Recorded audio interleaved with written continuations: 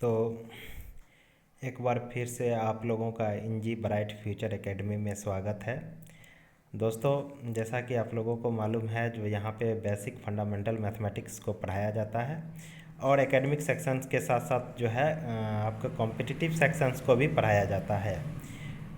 जैसा कि आप लोगों को ये भी पता होगा कि हमारी जो क्वालिफ़िकेशन है वो सीटेट स्टेट क्वालिफाइड है और हम गवर्नमेंट टीचर में भी अभी प्रेजेंट में जॉब कर रहे हैं।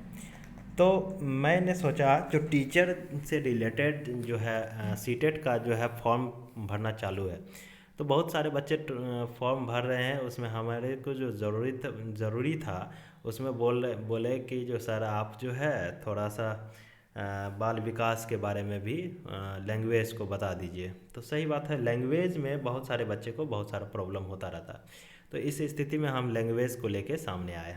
उसमें बाल विकास का चैप्टर हम लोग देखने जा रहे हैं। इसमें पहला जो चैप्टर है वो है विकास की अवधारणा एवं इसका अधिगम से संबंध। अब देखिए, लैंग्वेज को लोग नहीं समझ पाते। विकास की अवधारणा क्या है? समझ, मतलब जो विकास है, डेवलपमेंट है, उसकी जो है समझ क्या है, इसके बारे में हम लोग देखेंगे। और इसका जो है अधिगम से संबंध क्या है। अधिगम का मतलब लर्निंग, सीखने से इसका क्या संबंध है। ठीक है, तो इसमें हम लोग स्टार्ट करने जा रहे हैं। उसका जो पहला है वो है हमारे पास पहला विकास गर्भाधान से लेकर जीवन पर्यंत तक चलता है। देखिए, विकास जो है गर्भाधान से लेकर कहाँ तक चलता है? जीवन पर्यंत तक चलता है। अब मतलब जब बच्चा माँ के पेट में होता है, गर्भाधान का मतलब माँ के पेट में होता है, और वो कहाँ तक चलता है? जीवन पर्यंत तक। जब तक जीवन चलता रहता है तब तक वो जो है विकास होती रहती है। इसका दूसरा पॉइंट है वो है विकास में होने वाले परिवर्तन शारीरिक, सामाजिक, मानसिक एवं संवेगात्मक होते हैं। अब देखिए, विकास में जो होने वाले परिवर्तन है वो क्या क्या है? शारीरिक, शरीर से भी विकास होता है, सामाजिक से में भी विकास होता है, और मानसिक मतलब दिमाग से भी विकास होता है, संवेगात्मक जो इमोशनली जो होते हैं उससे भी होता है। अब देखिए, शारीरिक में जो है जैसे शरीर का बढ़ना, लंबा होना, बैठना, मतलब जो है बड़ा होना, और शरीर के ढांचे में जो है तब्दीली आना, ये सारा चीज़ जो है शरीर के अंदर आ गया। सामाजिक के अंदर, जो समाज के अंदर जब आप एजुकेशन हासिल कर लेते हैं तो उसके अंदर भी जो है लोग इज्जत रिस्पेक्ट करने लगते हैं, है ना। ये सारा है। मानसिक मतलब माइंड से भी रिलेटेड जो है लोग सोचने की पॉजिटिविटी बढ़ जाती है, और संवेगात्मक जो इमोशनली होते हैं उसमें भी ये सारे परिवर्तन आते हैं। इसका दूसरा जो है हम लोग देखने जा रहे हैं वो है विकास में होने वाले परिवर्तन गुणात्मक होते हैं। अब देखिए, गुणात्मक और मात्रात्मक दो चीज़ आता है इसमें। गुणात्मक क्या होता है? गुणात्मक मतलब क्वालिटी, और मात्रात्मक मतलब क्वांटिटी। क्वांटिटी मतलब गिनने, जिसको गिना जा सके। तो विकास में जो होने वाले परिवर्तन है वो क्या होते हैं? गुणात्मक होते हैं। मतलब उसके अंदर जो है क्वालिटी चेंजिंग आता है, कैफियत होता है ना, जिसको उर्दू में कैफियत भी बोलते हैं। विकास कर्म प्राणी को परिपक्वावस्था प्रदान करता है। जो विकास है वो जो है कर्म प्राणी मतलब लगातार जो चलने वाले प्राणी है, जो सीखने वाले प्राणी है, उसके अंदर क्या करता है? मैच्योरिटी प्रदान करती है, उसके अंदर परिपक्वता लाती है। मतलब सोचने समझने की बुद्धि को जो है बढ़ावा देती है, उसके अंदर ये लाती है। विकास परिपक्वता और परिवर्तनों की एक श्रृंखला है। मतलब विकास जो है परिपक्वता और परिवर्तनों की एक श्रृंखला है, यह एक चलती रहने वाली प्रोसेस है। विकास को क्रमिक परिवर्तनों की श्रृंखला कहा जाता है। जो लगातार चलने वाले जो होते हैं उसको क्रमिक बोला जाता है। इसके फलस्वरूप व्यक्ति में नवीन विशेषताओं का उदय होता है, और नया नया विशेषताएं जो है व्यक्ति के अंदर विकास होने से आता रहता है, और पुरानी विशेषताओं की समाप्ति हो जाती है। जो पुरानी बैड अवस्था होती है उसकी समाप्ति धीरे धीरे होती चली जाती है। विकास में होने वाले परिवर्तन रचनात्मक और विनाशात्मक दोनों प्रकार के होते हैं। अब देखिए, ये क्वेश्चंस जो है बहुत इंपॉर्टेंट है सीटेट के लिए। विकास में होने वाले परिवर्तन जो है रचनात्मक और विनाशात्मक दोनों प्रकार के होते हैं।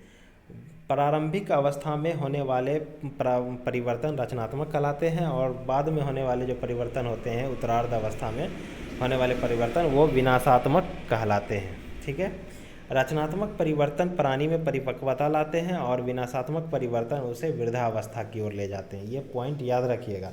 जो रचनात्मक परिवर्तन होते हैं वो प्राणी में क्या लाते हैं? परिपक्वता, मैच्योरिटी लाते हैं, और विनाशात्मक परिवर्तन जो है उसके अंदर ओल्ड मैच्योरिटी की ओर ले जाते हैं, वृद्धावस्था की ओर ले जाते हैं।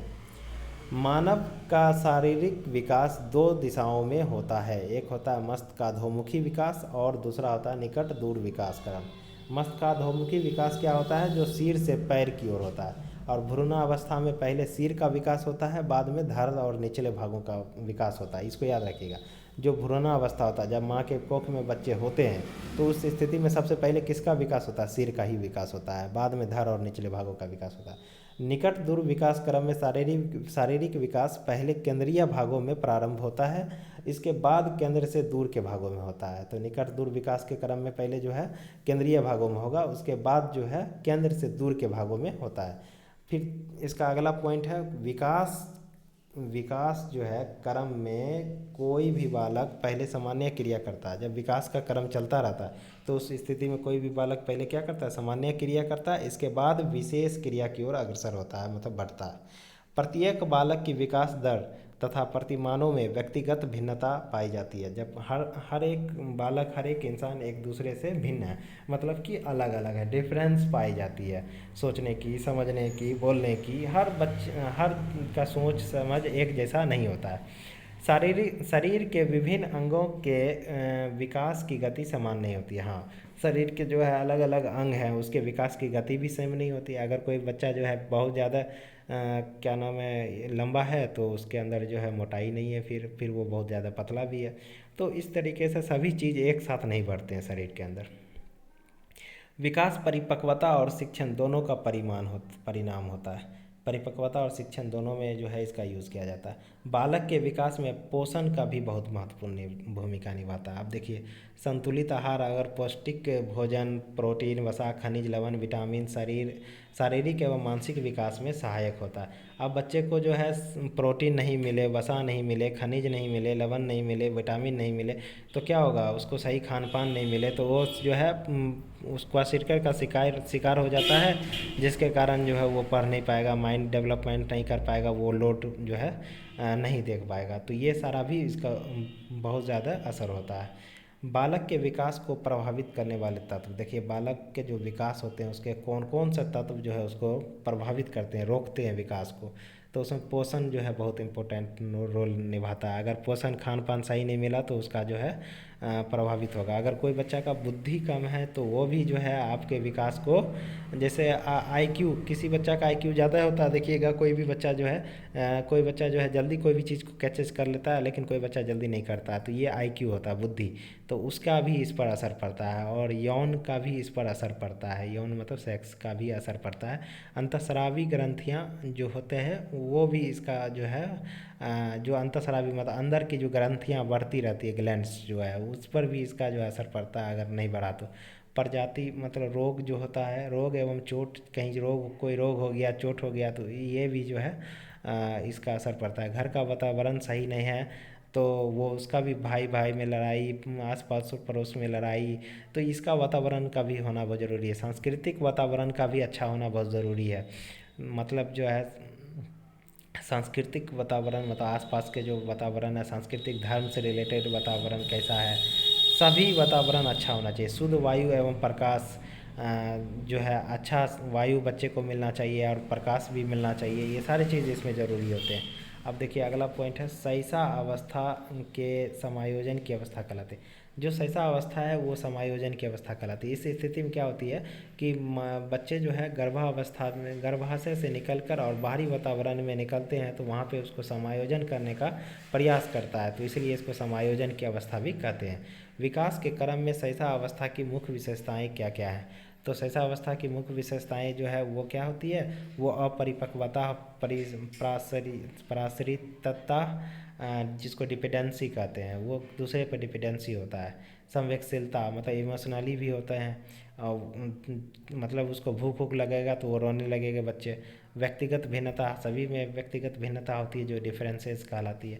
तो वीडियो बहुत लंबा हो रहा है, आज के हम टॉपिक यहीं पे एंड करते हैं। फिर हम लोग जो है इससे आगे इस चैप्टर के बारे में पढ़ के, ये थ्योरी है, इसको पढ़ के और फिर हम लोग ऑब्जेक्टिव सेक्शंस की ओर चलेंगे। तो डेली एक एक करेंगे। हम समझते हैं जो जिस हिसाब से हम पढ़ा रहे हैं, अगर आप लोग ऐसे ही पढ़ते रहेंगे तो हम समझते हैं जो आपको सारे ऑब्जेक्टिव सॉल्व हो जाएंगे और आप इसकी लैंग्वेज को भी समझ जाएंगे। Thank you for watching.